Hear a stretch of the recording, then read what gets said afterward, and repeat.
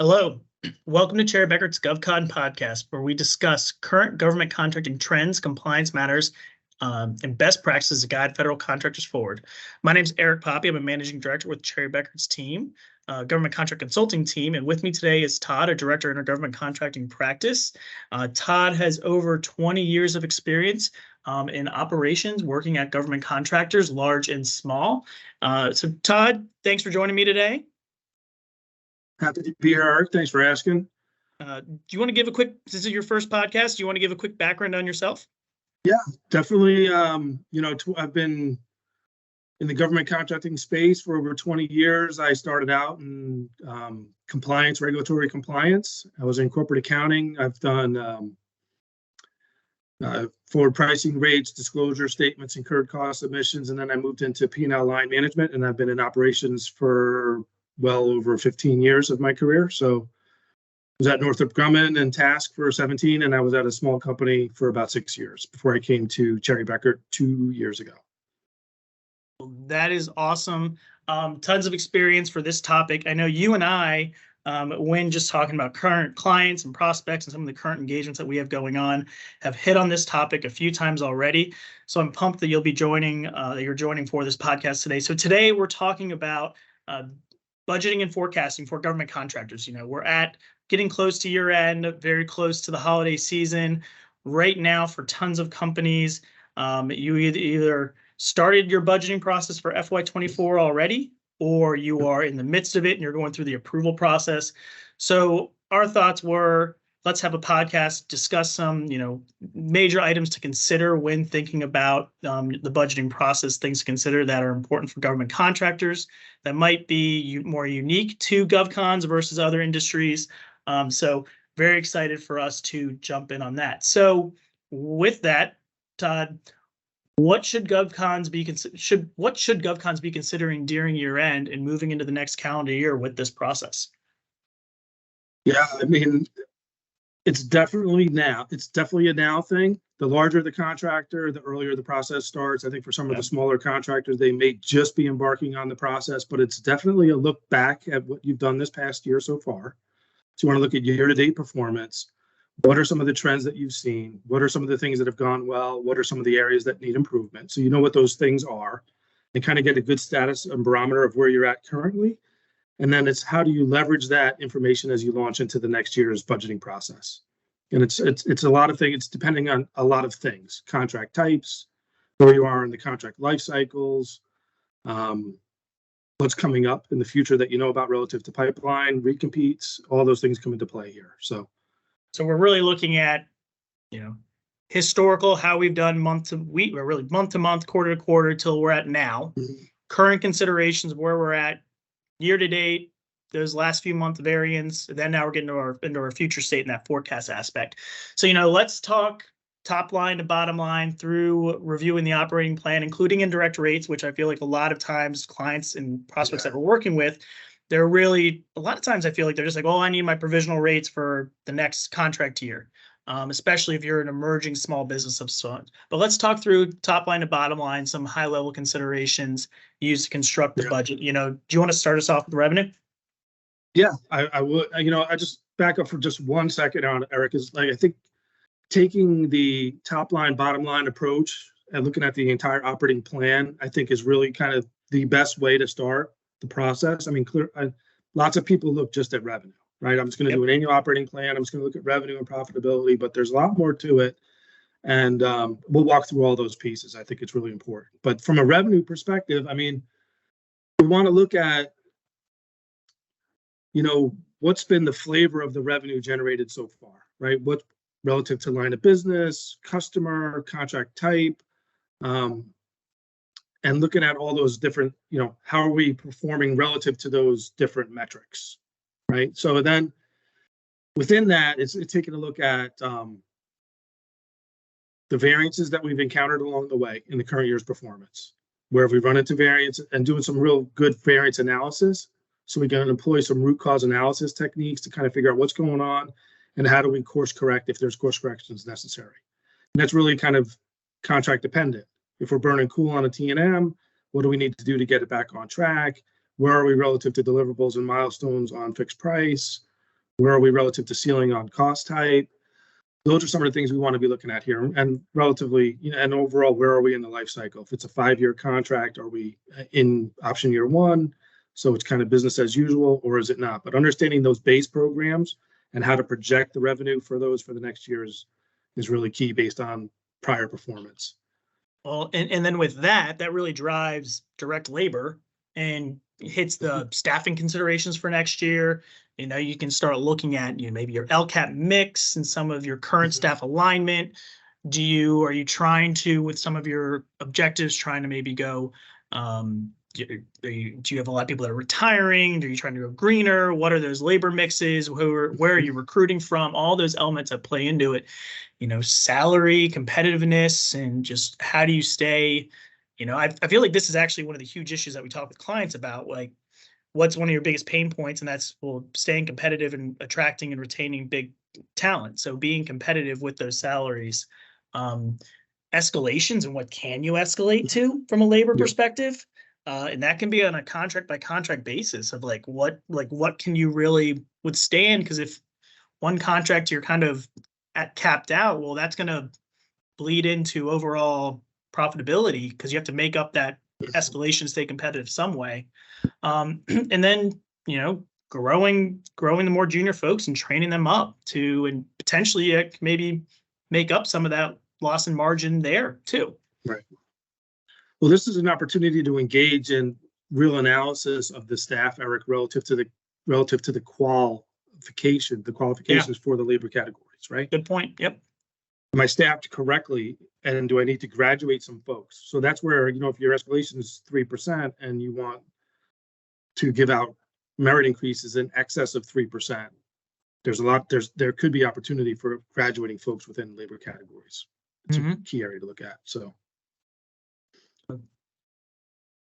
I think another thing here, Eric, is taking a look at we're looking at the direct labor and now you start looking at expenses, fringe expenses, relative to supporting the staff. So do we really we want to look at, let's go with a key consideration is looking at, is the benefit structure sufficient to really attract and retain the people that you want?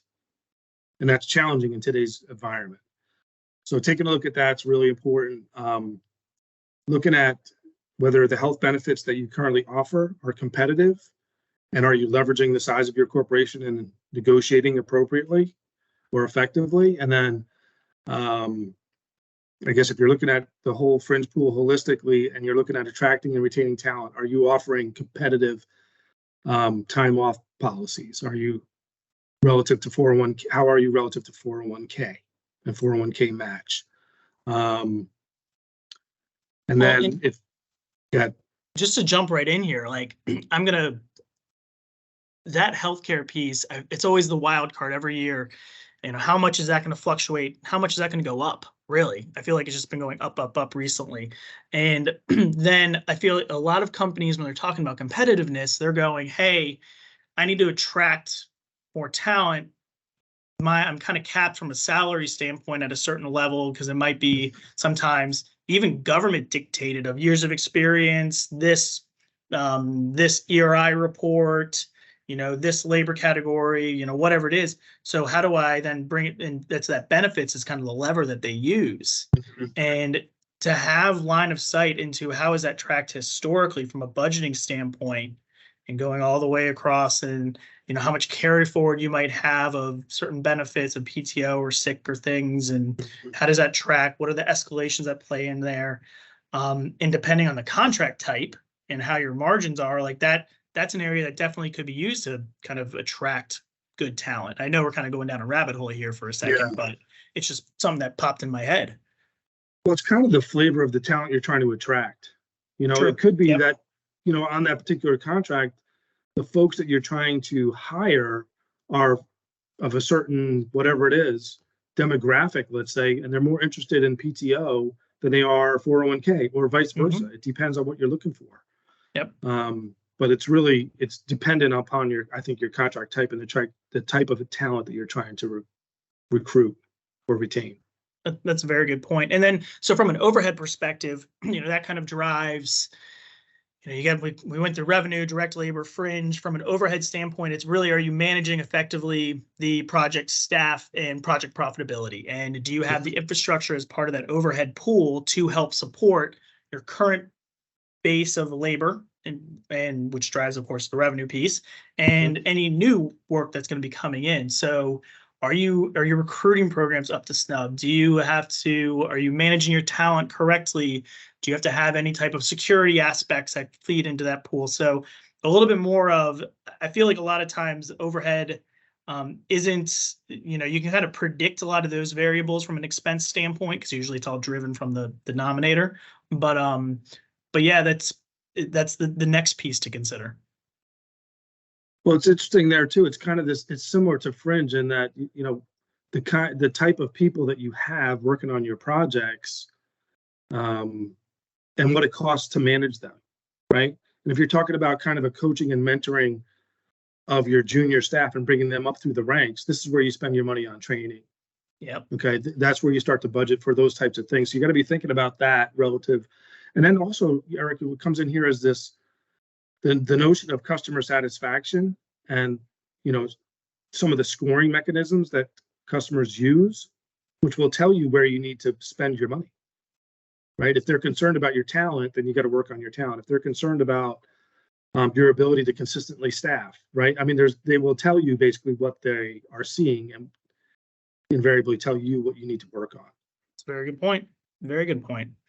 Then lastly, from a indirect rate standpoint, G&A, from a G&A perspective, when we're talking about budgets, when you're talking about the government, when you're talking about, potential provisional rates and forward rates, I feel like it's the rate that tries to get chopped the most to get to the bottom. But really there, you're analyzing the effectiveness of C-suite relative to the goals. You're looking at all the back office items that come in, even if it's home office allocations too, but finance, accounting, legal, other operations, IT might be one of those levers that you can kind of move. Measuring indirect rate performance is a huge one. I think in kind of going back a second of doing that consistently on a monthly basis, and then looking at it from a quarter standpoint, then looking at it from a contract standpoint, or future projections really can help from that, looking at it from a program standpoint of how are you managing the rates to the program. You kind of mentioned this, we're talking about overhead, but what are your goals and objectives, the business development piece, and do you need to, double down kind of on B&P costs? All things to consider there. Do you have any other thoughts? Yeah, I was actually, while you were sharing, I was thinking about proposal development. And, a lot of times in the cost narrative, they're going to ask you for a 5-year trend of your indirects. Yeah, good point. So being realistic here in these indirect rates is really important as you project, right? I've consistently run my G&A at 13%, okay? But I want to, in my forward pricing, build a rate that's 11% or 10%. Okay, then you have to start explaining in your narrative how you're going to get from your run rate, which has been the past 4 years of 13, to something like 10 or 11.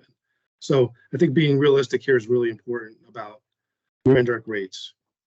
Well, in that, go into the narrative, if you're a company that's thinking about changing your indirect rate structure as well, and now for your forecasts based off your historicals and now your budget, and then you then might even have to talk about how that change didn't really impact, or how it was, positive or negative effect on your rate, and why that might be okay for project or for costing X project.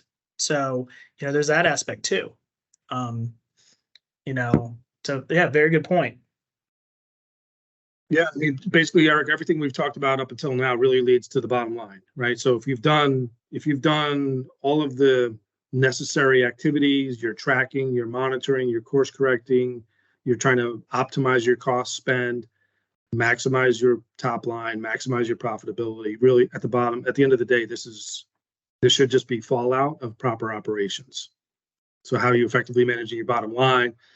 And it's about process here, I think. Regular, deliberate, intentional reviews, engaging with the teams that can impact the results, implementing the course corrections and tracking the initiatives. In short, having a true budgeting process that's documented, reviewed, sent up the chain, and getting all those key inputs from the different divisions, departments, cost centers, whatever you want to call it, all kind of, all kind of the same thing when talking generally, but getting those key things from the different people. So, let's take a moment and just talk about what are some of those key drivers when it comes to putting together the budget.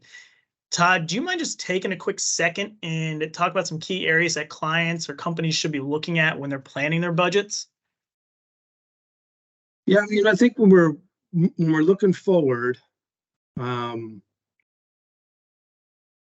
kind of already talked about kind of base programs. We kind of know what our current execution looks like. It's really starting to look at, do we have stretch targets for our team? Are we looking for on-contract growth? We're trying to stretch the team. Are we trying to increase the footprint? Whatever we're trying to do with the current client base, as well as what's going on with our recompetes. If we have recompetes, what's the recompete status, and what's the new business look like? So the next biggest consideration comes in that form of what are the recompetes, where am I in project life cycles, and what's my pipeline look like, and how mature and robust is the pipeline? That's the next biggest considerations. And on that pipeline piece, considering potentially what are those brand new opportunities that are coming in? What's my P-win? Agencies, do I have a foot in the door at that agency? Do I not? I feel like right now, kind of the trend in the industry is large contract vehicles, GWACs, IDIQs, and like what will you actually, like how many companies are being awarded that? How many task orders will you be potentially going at through that? So you have to get through, first win the IDIQ or the GWAC, and then you're competing against a task order. So all of that should be in consideration with that new work. Yes. I mean, technically you're opening up a whole new set of things to talk about when it comes to IDIQs and GWACs and how effectively will people actually utilize them. So, you have to really engage in a thorough cost benefit analysis of those vehicles. How many times have I seen people win or companies win an IDIQ only to drive very little to no work through it? That's a lot of resources. That's the next podcast. Yeah, that is definitely that will take a few minutes to go through. So from a resource standpoint, it's kind of the infrastructure that's available versus what you need to support that new growth. IT, recruiting, talent, kind of the things we hit on before, G&A and overhead, business development. What new items do you need to support that growth that you're potentially projecting? I think it depends, Eric. We talked about it already, I think, at least a little bit, is where is the pipeline relative to, I guess, maybe maturity, right? If the majority of the opportunities are still in the quantify phase, then the resources that we're going to need are going to be far different from if our opportunities are in the pre-RFP, RFP phase, where we'll be spending money on proposal development versus money on business development and growth orientation. And then when you get to RFP to post-submittal, now we're talking about aggressively, if we haven't already, recruiting, right? Because that's the hardest thing. And depending on the nature of your contracts, if you've got cleared contracts, you need cleared resources. Those are really hard to find. Where are you located geographically? Are the resources even available? Are you able to work remotely? Do people have to be on site in a SCIF? There's all these considerations that come into play. So recruiting, honestly, 9 times out of 10, recruiting has been the long pole for a lot of the contracts that I've seen. And with the contract stipulations of you have to be fully staffed within the first, 30 days or even less. With key personnel, it's usually the first week. How are you going to make sure you can get there, especially when it's new work? Yep. So lots of considerations here when it comes to that from a resourcing perspective. Very good point. And I know we're getting close to time now, but I do want to hit on one more thing before we close out this podcast today. We've talked through the budgets and the key drivers, and for companies that are looking to grow, what do they need to be doing, and what's kind of the overarching objective of going through this process? Yeah, I think this is what they call, let's go with the process needs to be deliberate and intentional. And the results need to be measurable, but this is the annual operating plan, in my opinion, right? Putting together a good solid revenue projection, an associated direct labor projection, profitability, and as a side effect of some of this new business stuff, you can also forecast out some gross bookings, so you can look at your backlogs, right? You want to look at gross and funded backlog here. So that's that process, that annual operating plan process. And as a part of that is the forward pricing or provisional billing rate development, right? Because that's the rest of your operating plan. Is how are you projecting your rates? How are you projecting your spend? And then you have these baseline plans in place across all these different elements that you can track and measure against all year long. And you'll know when you'll understand your variances. You'll do some root cause analysis. You'll know what course corrections are needed to get back on track. That's the benefit of this very deliberate and intentional planning process. Yeah, and you understand, you'll be able to identify where you might have immature processes or potential weaknesses to refine, and really be able to have good insight into your current state and future state of your financials. So with that, Todd, thank you very much for joining me today on Cherry Bekart's GovCon podcast. Here at CB, we do have several professionals with years of operational and contractual experience when it comes to going through the budgeting and forecasting process. So please feel free to reach out to Cherry Bekaert. We're happy to be a resource for you and your team. And with that, thank you all for joining us today. Please make sure to follow Cherry Bekaert wherever you get your podcasts, and make sure to tune in for our additional podcast series on government contracting topics, including currently going on cost accounting standards and business systems, and appreciate the time. Thank you.